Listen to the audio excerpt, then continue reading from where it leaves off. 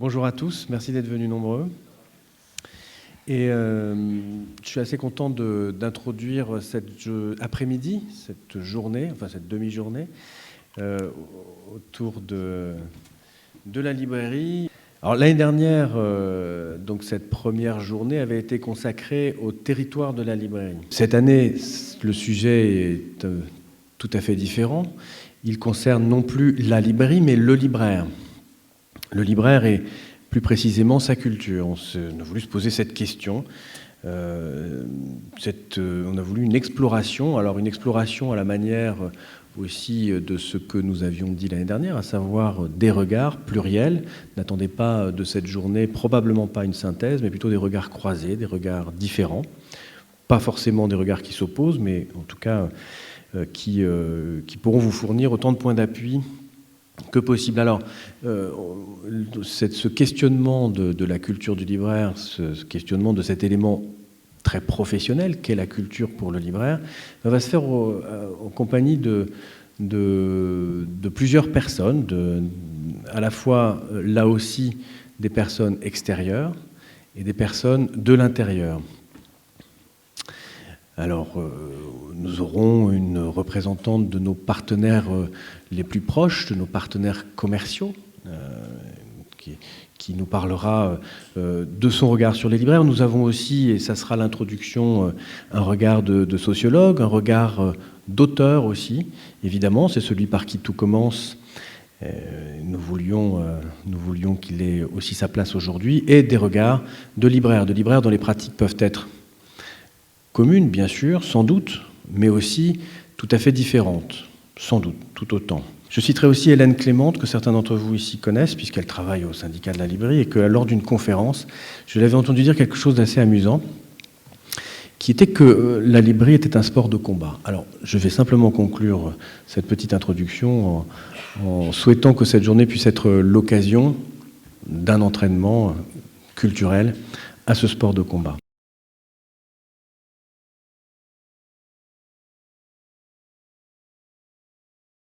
Le libraire, c'est éminemment quelqu'un qui vit avec son temps.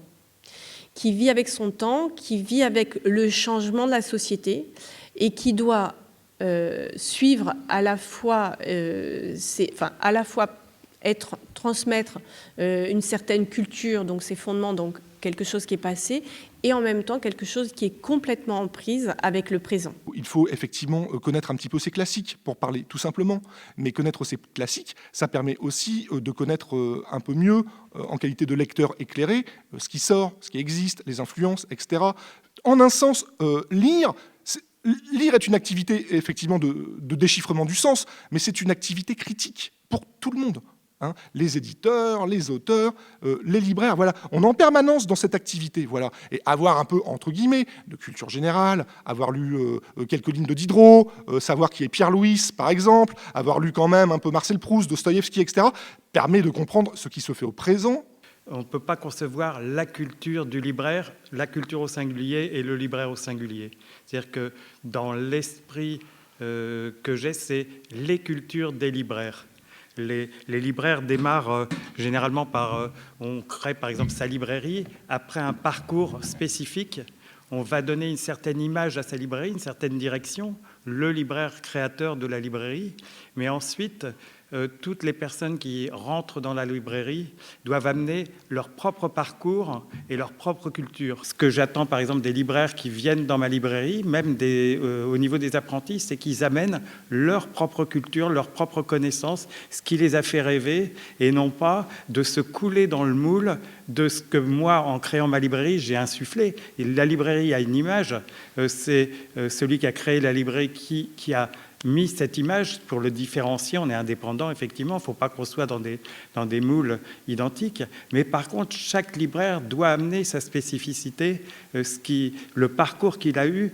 Alors, pour être libraire, cependant, pour moi, est au minimum requise une culture classique. Par quels moyens doit-on apprendre les cultures classiques du libraire ? Alors, il semble évident de dire que ça s'apprend en librairie, en rayon directement. Mais est-ce qu'on les apprend uniquement en librairie? Pourquoi pas en bibliothèque? Parce que finalement, ces deuxièmes couches de culture classique ne concernent pas uniquement le libraire, mais elle va relever de ce qui est essentiel pour moi, d'une culture du livre. Et je pense qu'il faudrait, en ce sens, développer peut-être des formations à destination de tous les acteurs du livre et essayer de trouver des points de convergence entre les formations des différents métiers du livre. Parce que est-ce que la culture du libraire, si on enlève la culture professionnelle, doit-elle être si différente de la culture du bibliothécaire, quand je parle de cette seconde couche de culture? Alors, essayons de voir maintenant comment on peut enrichir la culture du libraire. Pour moi, il y a 3 moteurs à l'enrichissement de la culture du libraire. Premièrement, la curiosité, la lecture, par tous les médias, mais aussi un travail d'arborescence thématique et donc de culture générale. Je l'ai déjà évoqué tout à l'heure, mais ça me paraît un point extrêmement important. Avant, c'était essentiellement le travail bibliographique ou sur catalogue qui caractérisait le libraire, mais je ne suis pas sûre que ce soit si vrai aujourd'hui. La culture du libraire, c'est aussi un apprentissage du quotidien qui est valable sur le livre, mais qui est valable sur l'ensemble de la vie. C'est-à-dire que je crois que le plaisir des bouquins, c'est bien, mais je pense qu'il y a le plaisir de tout le reste et qu'on ne peut pas comprendre notre métier si on ne s'intéresse pas aussi au monde qui nous entoure. Il faut savoir répondre aux questions, et ça c'est la culture générale, ce que tu disais tout à l'heure, qui est importante.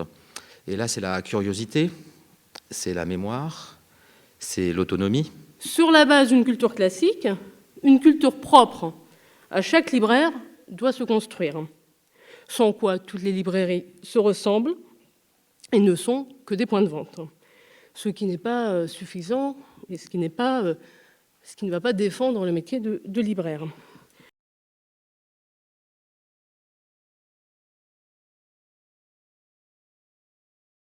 Le libraire, la culture du libraire, c'est un rapport social avec des éditeurs, une chaîne du livre, avec d'autres libraires et avec des clients. Je pense qu'on n'a pas parlé de quelque chose qui est la culture spécifique professionnelle d'un libraire. C'est-à-dire que moi, que ce soit en tant que représentante ou en tant que lecteur, je m'attends en entrant dans une librairie à avoir en face de moi un professionnel du livre, qui a la culture du livre. Je veux dire par là de l'histoire de l'édition, c'est-à-dire qu'il est capable de me proposer un même titre dans l'édition en grand format, en poche, selon son âge et son expérience, parce que je pense que c'est vraiment une profession d'expérience et qui s'apprend au fil du temps, ça on ne l'a pas assez souligné aussi, et donc d'où la valorisation de la mémoire de certains libraires. Il y a des libraires qui ont toujours pas besoin des ordinateurs pour s'en sortir en librairie, qui se rappellent en quelle année Kalman Levy pour la première fois a sorti un texte qui a été repris chez Grasset 3 ans plus tard, etc. Pour un lecteur ou pour un représentant, techniquement, la valeur ajoutée et la valeur de la culture d'un libraire, elle est celle-ci aussi. Personne d'autre dans le monde du livre n'a cette culture du livre, que le libraire. Un libraire peut de temps en temps, et même très souvent, avoir vraiment cette connaissance de surface et savoir de surface, c'est-à-dire de connaître par exemple par cœur un catalogue folio, sans en avoir lu non plus tous les titres.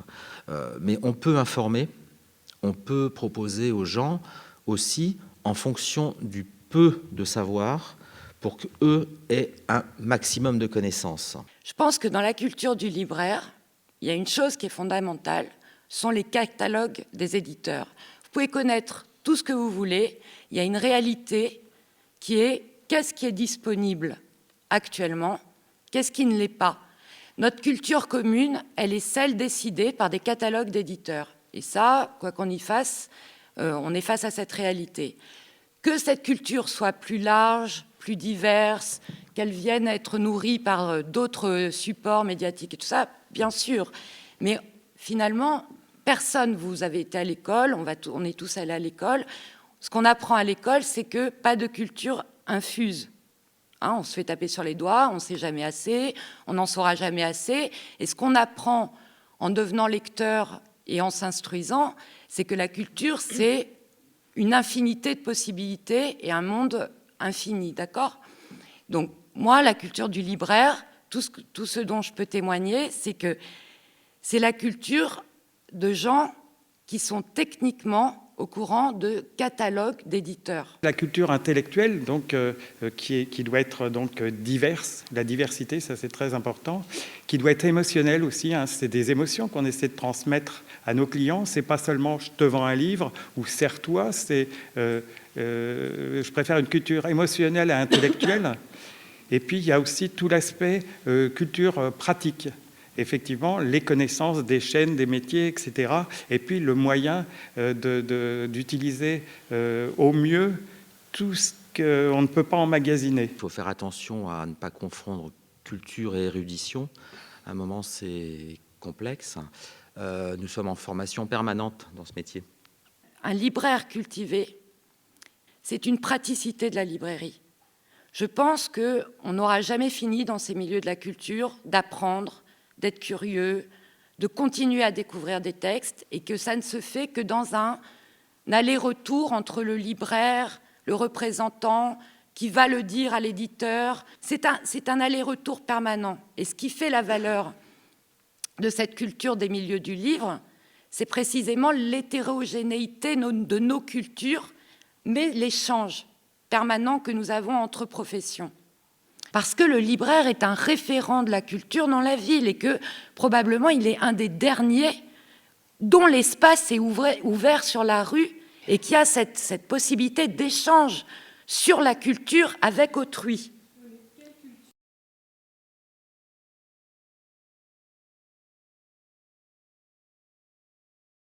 La première spécificité, je dirais, de la culture du libraire, c'est que sa culture professionnelle ne se réduit pas à une culture livresque. Donc ça peut paraître paradoxal, mais en fait, la culture livresque, c'est la partie nécessaire, mais absolument pas suffisante.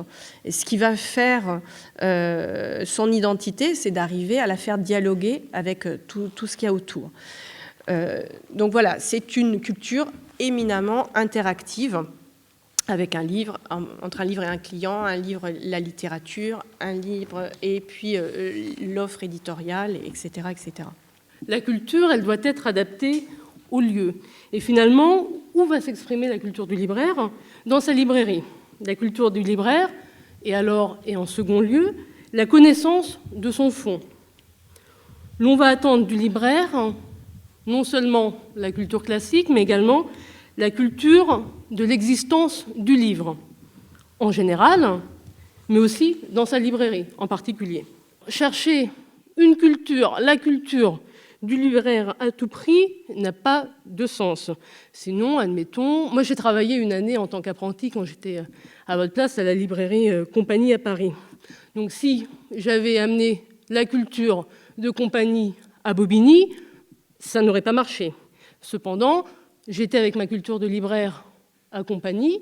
Guillaume, mon collègue avec qui j'ai ouvert la librairie de Bobigny, est issu lui aussi de Compagnie. On a ouvert à Bobigny. Mais on ne prend pas la culture de cette librairie. Je crois que ça, il faut savoir faire la distinction. Et donc la culture du libraire n'a de sens que si elle est adaptée dans le lieu, au lieu dans lequel elle s'exprime. Il y a une culture commune à chaque libraire qui, à mon sens, doit exister, mais qu'après, cette culture n'a de sens que si on l'adapte au lieu dans lequel se exerce le libraire. Voilà, il ne s'agit pas de changer sa culture, d'avoir une culture particulière dans tel ou tel endroit, mais après, l'intelligence du libraire, donc pour ajouter un terme qu'on pourrait développer, l'intelligence du libraire consiste aussi à adapter sa culture, à pouvoir justement la faire résonner avec un lieu. Le libraire doit avoir une culture pour faire vivre une librairie qui devra, elle, être adaptée au lieu dans lequel elle se trouve. Et quand je parlais de Compagnie et de Bobigny, bien sûr que Xénophon peut être très bien à Bobigny, simplement, il n'y aura pas tout le catalogue parce que nous, on n'a que 9000 références, quoi, et qu'au bout d'un moment, il faut choisir, et c'est cette question du choix aussi qui doit être en résonance avec la culture que l'on adapte au lieu. Mais notre culture à nous, elle est la même a priori, que l'on ait travaillé 2 ans avant dans cette prestigieuse librairie qui est la Librairie Compagnie, et que l'on travaille 2 ans après dans une librairie beaucoup plus modeste qui est la librairie de Bobigny. Le libraire est le même, sa culture est la même, mais après son intelligence doit être un petit peu différente peut-être. L'enjeu va être, il me semble, d'apprendre à Bobigny, plus que rue des Écoles, donc où il y a la Librairie Compagnie, à désacraliser un petit peu la culture et le lieu qu'est la librairie, c'est-à-dire que la librairie ne fasse pas peur, parce qu'il y aura des gens extrêmement cultivés, des gens qui le sont peut-être un petit peu moins, mais ce sont les mêmes qui potentiellement peuvent se balader rue des Écoles.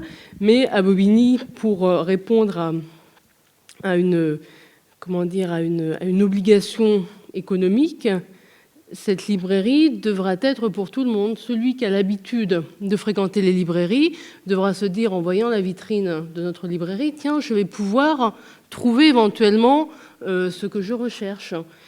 Cette librairie est potentiellement faite pour moi. Et puis même si je ne trouve pas, le libraire saura me commander un livre, il comprendra de quoi je parle. Mais dans un autre temps, la personne qui n'a jamais vu de librairie, qui n'est jamais rentrée dans une librairie, doit pouvoir se dire, en voyant la même vitrine, cette librairie, elle est aussi pour moi. Donc voilà, je crois que c'est la question de l'adaptation de la culture. Et ça, c'est essentiel dans le métier de libraire. La culture, elle est la même en 2 ans. Enfin, bien sûr, elle s'enrichit, mais on la véhicule différemment. Voilà.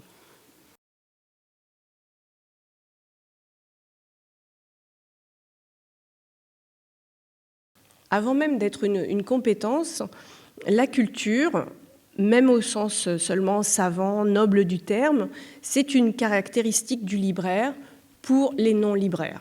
Le libraire, c'est-à-dire celui qui vend du livre, quel que soit son lieu de travail, fait partie du secteur culturel. Sa tutelle, c'est le secteur culturel. Et les a priori des clients ou même des gens qui n'achètent pas de livres, sont de toute façon de cet ordre-là. Quelqu'un qui travaille dans une librairie est censé, pour beaucoup, avoir tout lu. Ou si ce n'est tout lu, en tout cas tous les livres qu'il y a dans sa librairie. Donc, quelle que soit la manière dont le libraire incarne ce regard social, c'est celui qui pèse sur lui. On doit également se poser, à mon avis, la question de ce que l'on attend du libraire dans son rapport à la culture.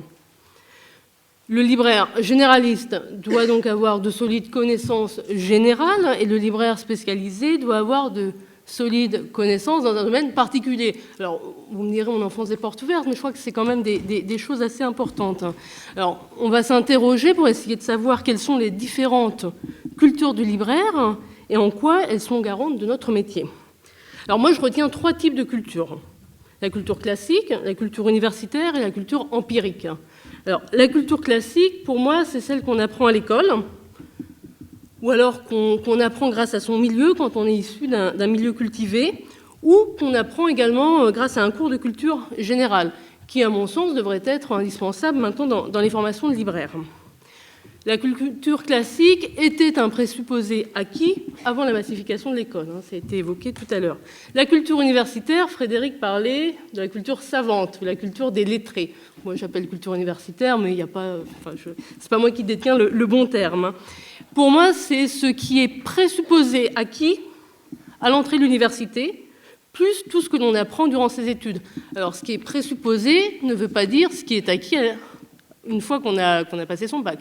C'est tout ce qu'on devrait savoir, tout ce que les enseignants vont considérer comme étant acquis. C'est-à-dire les classiques, on va considérer qu'ils sont lus et qu'ils sont sus, et on ne revient plus dessus, entre guillemets. Il y a également la culture empirique. C'est la culture qui résulte de la curiosité, celle que l'on apprend en s'intéressant au monde, aux gens qui nous entourent, en échangeant et en lisant. C'est peut-être là aussi qu'est la culture du libraire. La culture du libraire, qu'est-ce que ça va être? Ça va être 2 choses essentiellement. La première chose, c'est le savoir-faire du libraire, la connaissance de la chaîne du livre, les mécanismes de la vente, bien entendu, et à un niveau plus important, une certaine culture de gestion. Mais ça encore, ça ne va pas nécessairement concerner tous les libraires ou tous les futurs libraires. La culture, également, bien entendu, est un ensemble de connaissances dans un domaine particulier, et l'on attendra du libraire aussi dans un domaine général. Pour moi, le libraire, avant d'être quelqu'un de culture, doit être quelqu'un garant d'une certaine rigueur intellectuelle. Et c'est un point essentiel parce qu'il me semble que le libraire va se trouver souvent confronté au piège du savoir. La culture du libraire, finalement, celle qui légitime le libraire, doit être la culture de rigueur intellectuelle de laquelle il doit être, à mon sens, le garant. C'est en cela qu'il est crédible et se distingue d'un vendeur de livres.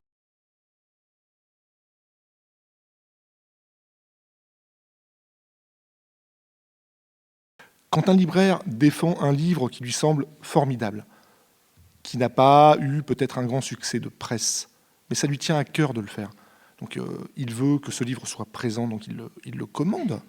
Quelque part, c'est un travail politique. Et c'est aussi une manière de faire peut-être ce qu'on appellera, avec beaucoup de précaution, dans le temps, de la culture. J'ai fait très attention à ce qu'a dit Olivier. Il a dit que moi, j'avais eu pour rôle, sur milienlibraire.com, de faire parler, en quelque sorte, les libraires. C'est vrai. Et je n'avais pas paramétré à quel point la parole est importante dans ce métier. Est-ce la seule? Visiblement, non. D'ailleurs, des libraires chroniquent les livres régulièrement. Aujourd'hui, les libraires ont des blogs, donc pratiquent au quotidien cet exercice, cette dialectique entre la lecture et l'écriture.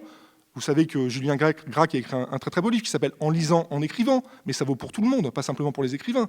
Ça vaut aussi éventuellement pour les libraires aujourd'hui qui ont cette passion de donner leur avis, qui est tout à fait légitime à mon sens. Il ne faut pas confondre évidemment ce qui relèverait de la critique professionnelle, parce qu'aujourd'hui on sait bien que la critique est en mauvais état, il y a de moins en moins de critiques littéraires professionnelles, pour plein de raisons, des conditions matérielles, etc., avec ce qui relèverait purement de la prescription, mais aussi sous un angle davantage moral, du discernement. J'ai le droit de proposer ce livre parce qu'il me semble intéressant, et j'ai envie d'en dire quelques mots. Et d'ailleurs, ces mots, je les mets sur mon blog, par exemple, si vous avez envie de les découvrir. Mais vous n'êtes pas non plus obligé de le faire, quand bien même c'est légitime de mon point de vue. Donc, ce que je veux dire par là, c'est pour essayer de montrer que cette culture et ces pratiques culturelles de la librairie ont plusieurs dimensions et qu'il ne faut pas les réduire aux libraires en tant que simple, effectivement, vendeurs de livres, ou comme personne qui ne serait pas autorisée à donner son avis. Tout ça, ça relève de la pratique culturelle. Donc la question de la prise de parole et du discours sur les livres. Donc la culture, effectivement, c'est du savoir, mais c'est surtout un savoir qui n'est pas passif. C'est un savoir dynamique qu'il faut savoir articuler. Et moi, je considère qu'un libraire doit quand même être capable de trier le bon grain de livret. Voilà, avec politesse, avec respect du client, parce qu'il n'est pas là non plus pour écraser le client, pour rentrer dans une culture qui sera entendue comme moment de distinction sociale. La culture, c'est quelque chose qui peut être extrêmement violent, sévère et discriminant, voilà, pour autrui. On n'est pas là pour se moquer des goûts d'un client qui vient vous voir et vous n'aimez pas ce qu'il dit. Peu importe, ça n'a aucune importance. Mais par contre, si on vous pose la question, vous pouvez activer, tirer du sommeil vos connaissances pour les utiliser. Il y a cette dimension éthique vraiment de critique, de discernement, et je dirais d'aide marchande à ces livres qui vont avoir du mal à exister. Alors tout ça, ça relèverait de la pratique marchande, mais à l'arrivée, c'est une pratique culturelle, puisque vous aidez à vivre des livres qui sont condamnés a priori à mort, qui sont de bons livres. Il y a une dimension extrêmement morale, je ne sais pas si c'est le mot juste, mais très forte. On parlait de combat tout à l'heure, la sociologie est un sport de combat, la librairie aussi. En ce sens, c'est vrai. Il faut essayer d'aider les choses qui vous semblent intéressantes et qui peuvent avoir du mal à exister pour telle ou telle raison. On parle de culture au sens de connaissance du livre, mais il faut aussi une culture politique. Parce que finalement, à un moment, quelle question se pose? Mais c'est la question de l'indépendance. Vous n'êtes pas uniquement une courroie de transmission de la marchandise que vous proposent les éditeurs. Quand la marchandise est bonne, c'est une marchandise spécifique, c'est un bien culturel.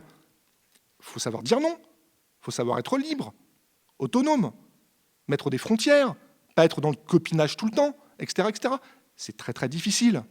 Et il n'y a pas de recette en soi. Mais ce sont des paramètres, je pense, à avoir en tête pour comprendre le métier.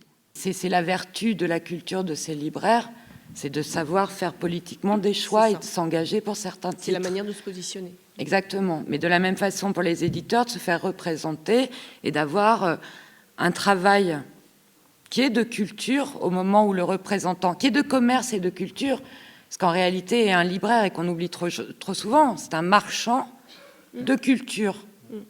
Mais pour le moins, il est marchand. Voilà. Et moi, dans ce cadre, je suis aussi commerciale.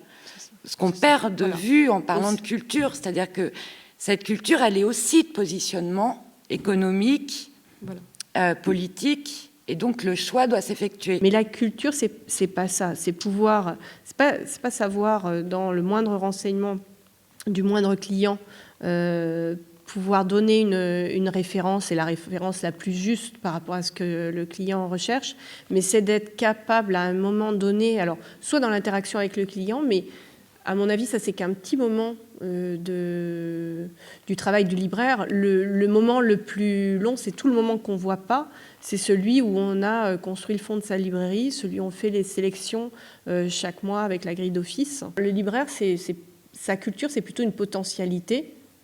Et c'est sa capacité à pouvoir la mettre en œuvre à chaque fois qu'on la lui demande. Ce n'est pas effectivement ce qu'il va faire 100 fois par jour. Il ne va peut-être pas forcément la mettre en place une fois dans la journée, peut-être si tout va mal, pas une fois dans la semaine. Mais en même temps, elle est complètement et totalement là par l'offre qu'il a en magasin.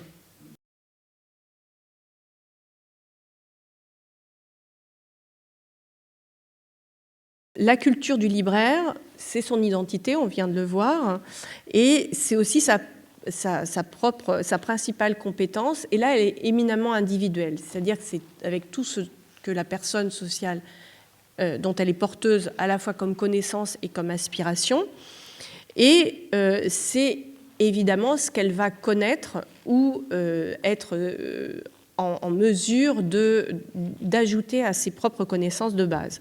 Donc, les conséquences, c'est que ce qui va faire la singularité du libraire, c'est justement cette culture.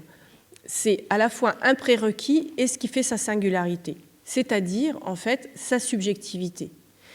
C'est ce qui est éminemment compliqué, puisque ce n'est pas un geste qu'on a à perfectionner, mais c'est quelque chose qui est immatériel, qui est indéfinissable, dont on n'a absolument pas conscience. Le livre a ça de merveilleux, c'est qu'il y en a des centaines de milieux qui sont accessibles, et donc on va pouvoir, même s'il y a les livres du moment à avoir en librairie, à avoir dans la vitrine, à avoir sur une table en rayon ou un petit peu plus caché, mais l'offre est évidemment maniable presque à l'infini.